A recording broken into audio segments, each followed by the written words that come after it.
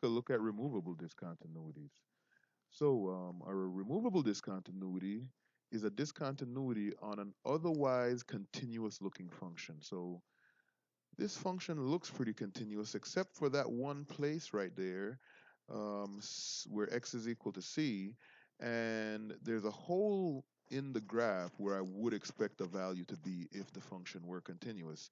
And the place where the functional value is not at that point.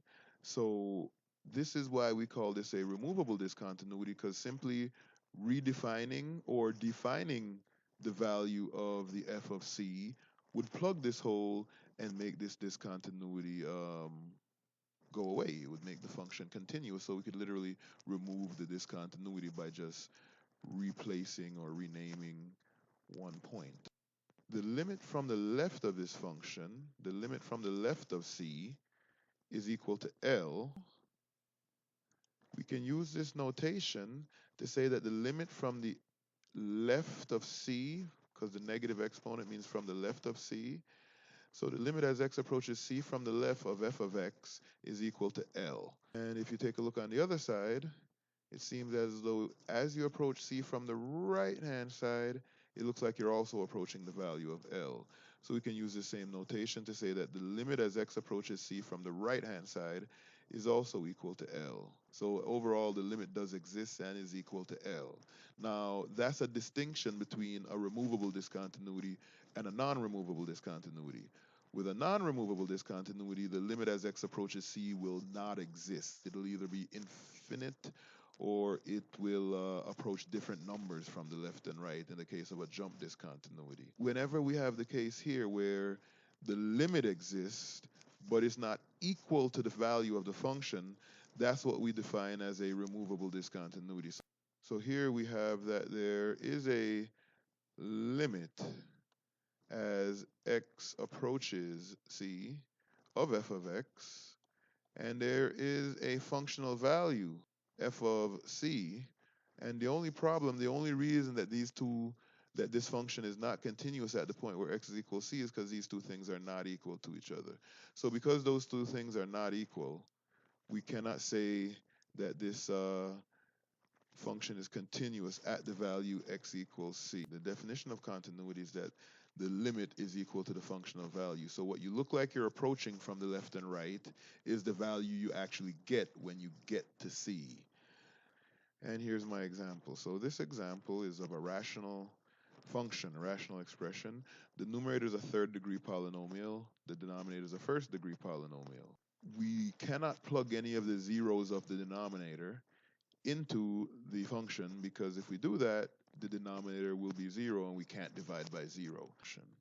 The f of 2 is actually equal to 2 cubed minus 7 times 2 plus 6, all divided by 2 minus 2. Now obviously the denominator is equal to 0, but it turns out that the numerator 8 minus 14, which is negative 6, plus 6 is also equal to 0. So in this case, we don't get a vertical asymptote necessarily, because even though it is division by 0, this doesn't necessarily take an infinite value, because the numerator is also 0. So this is one of the indeterminate forms. So what we're going to have to do is we can do one of two things. We can either approach 2 from the left and from the right with a table and look at what value it seems as though y is going towards, or we can use the fact that this is a rational expression and it's not in its lowest terms in order to get a rational expression in lowest terms. And the fact that the numerator also equals 0 when we plug in 2 along with the denominator means that x minus 2 is also a factor of the numerator by the factor theorem from college algebra. So the factor theorem says if k is a 0 of a polynomial, then x minus k is a factor. So since 2 is a 0 of the numerator, I know that x minus 2 is a factor of the numerator, and all I'd have to do is figure out what the other factor was, and I would be able to cancel these x minus 2's. So in order to figure out what that other factor is, We can either do long division and divide x cubed minus 7x plus 6 by x minus 2, or we can try to use synthetic division. I'm going to opt for synthetic division because of the fact that it's allowable here. And it's allowable because the denominator is linear with a leading coefficient of 1. And this would be x minus c here, x minus c. So I'm going to put c in the bracket. C is 2. So x minus 2 here. Then I'm going to take the coefficients of x cubed minus 7x plus 6 and put them beside the 2. So that's 1 for the x cubed, 0 for the x squared, negative 7 for the x, and 6 for the constant. I bring down the 1, then 2 times 1 is 2. 0 plus 2 is also 2. 2 times 2 is 4. Negative 7 plus 4 is negative 3. 2 times negative 3 is negative 6. And just as expected, 6 minus 6 is 0. Or sorry, x minus 2 is one of the factors of this polynomial.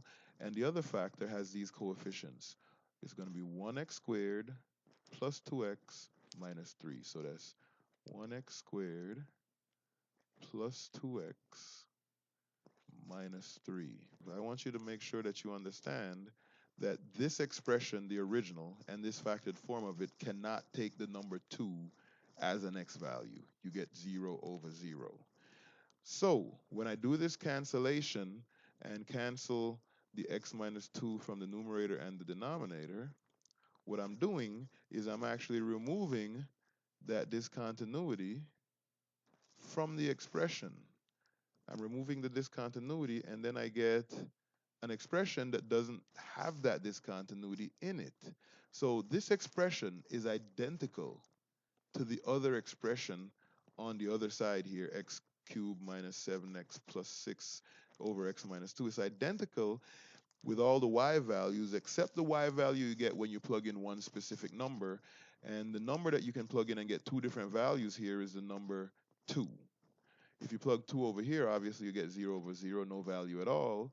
But if we plug 2 in here, we're going to get 2 squared is 4, plus 2 times 2 is also 4. 4 plus 4 is 8, minus 3 is 5. So if I plug 2 into this expression, 2 squared plus 2 times 2 minus 3 is equal to 5. And what that means, because these two expressions agree with each other everywhere except for at 2, everywhere to the left of 2 and everywhere to the right of 2, these guys are going to be identical. So as you approach 2 from the left and right, they're going to have the same values. And since this one equals 5 when you actually get there, I can assume that this one is also approaching 5 as you get closer and closer and closer to 2. This thing has a hole where x is equal to 2, so I'm going to come to 2 on the x-axis, 2 on the x-axis. So here's 2 on the x-axis. And all the way up at 5 on the y-axis, that's where I have a hole in my graph. I know a lot more about this because the expression that I got when I simplified was x squared plus 2x minus 3. So this expression actually can be used to find, to graph this thing. So I know there's a hole up here at 2, 5. But looking at this expression, it seems to me as though this is a parabola because it's a second degree polynomial, and negative b over 2a gives me negative 1 for the x value of the vertex. And if you plug in negative 1 for the x value, you get negative 4 for the y value. So I also know that this thing has a vertex at negative 1, negative 4, somewhere down here. And that means I kind of know what this thing looks like. This thing is a parabola. It opens up, and it has a hole here, a vertex down here at negative 1, -4, and it opens up here. When you get to this point here, it doesn't actually have a value there, but it continues after that, continues after that, and it continues on forever.